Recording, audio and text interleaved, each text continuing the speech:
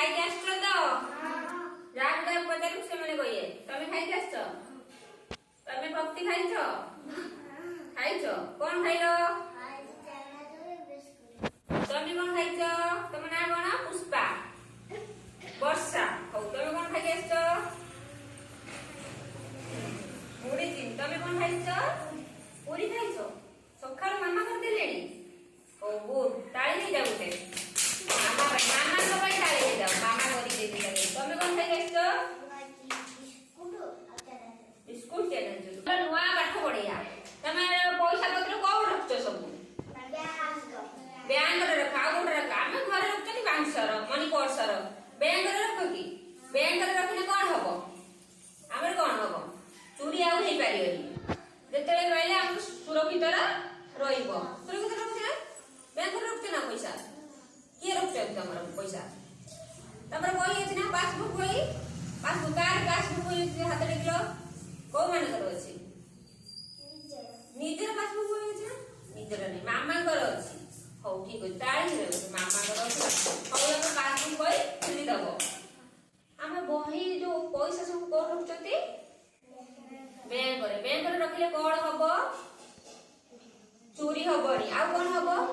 ବିଭିନ୍ନ ବି ସେ ଆମର କଣ, ଯଦି ଟଙ୍କାରେ ରଖିଲେ ଆମକୁ କଣ 2 ଟଙ୍କା ବି ହେଇପାରିବ। ଆମ ଘରେ ରଖିଲେ କଣ ଚୋରି ଆସିକି ମାନେ ଚୋରି, ଗାଁ ଚୋର ମାନେ ଆସିକି, ବାହାର ଚୋର ମାନେ ଆସିକି ଆମ ଘର ଭାଙ୍ଗିକି ପଇସା ପତ୍ର ନେଇଯିବେ।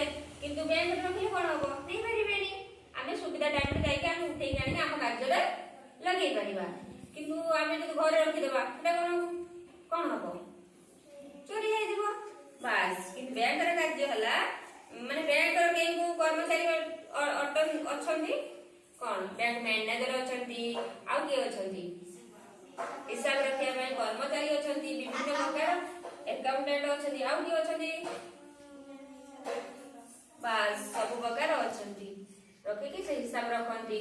ଆଉ ତାଙ୍କର ବିଭିନ୍ନ ପ୍ରକାର ପଇସା ସବୁ ଲୋନ୍ ଦିଅନ୍ତି, ସୁଧ ଦିଅନ୍ତି, ଆମର ବନ୍ଧା ପକନ୍ତି। ବ୍ୟାଙ୍କର ବନ୍ଧା ପକନ୍ତି ତମେ ଜାଣିଛ ନା? କଣ ବନ୍ଧା ପଡେ? ଗାଡି, ଘୋଡା, ସୁନା। ସୁନା ସବୁ କଣ ଆମ ପାଖରେ ପଇସା ଯଦି ନଥାନ୍ତି ଆମେ ସୁନାକୁ ନେଇ କଣ କରନ୍ତି? ବ୍ୟାଙ୍କରେ ଦେଇ ଦିଅନ୍ତି। ସେମାନେ ପଇସା ଆମେ ଆଣନ୍ତି। ଆମ କାର୍ଯ୍ୟ ପୁରା ସମ୍ପୂର୍ଣ୍ଣ ହେଇସାରିଲା ପରେ, ଆମ ପାଖରେ ସୁବିଧା ହେଇସାରିଲା ପରେ ପଇସା ଆମେ ଯାଇକି କଣ କରନ୍ତି? ବ୍ୟାଙ୍କରୁ ପୁଣି ରିଟର୍ନ କରିକି ଆମ ଗହଣାଟାକୁ ନେଇ ଆସନ୍ତି। ବୁଝିପାରିଲ? କୋଉମାନେ ବୁଝିପାରିଲ ହାତ ଟେକିଲ। ବ୍ୟାଙ୍କର ହଉ ହାତ ପକା, ହାତ ପକା। ବ୍ୟାଙ୍କର କାର୍ଯ୍ୟ କଣ? ତମେ ଭଲସେ ବସ। ବ୍ୟାଙ୍କର କାର୍ଯ୍ୟ କଣ? ଆଉ କଣ କରିବା? ତମେ କିଛି ଶୁଣିଲ ନା କି? ଆଉ କଣ କରିବା କୁହ? ଜଣ ଜଣ ବ୍ୟାଙ୍କରେ ପଇସା ରଖିବ ନା ଘରେ ରଖିବ ପଇସା? କୋଉ ମାନେ ବ୍ୟାଙ୍କରେ ରଖ, ହାତ ଟେକିଲ। ହଉ ତମେ ସବୁ ଗୁଡଗାର, ତମେ ସବୁ ଗୁଡଗାର ନା? ଗୁଡ ବୟ କିଏ? ତମେ ଦି ଜଣ। ହଉ ଠିକ ଅଛି, ତାହେଲେ ଯାଉ କାଲି ପାଇଁ ନୂଆ ପାଠ ପଢିବା। ଆଜି ମୁଁ ଯାଉ ପଢେଇନି, କାଲିକି ଆସିକି କଣ ପଚାରିବି, କହିବ ସବୁ।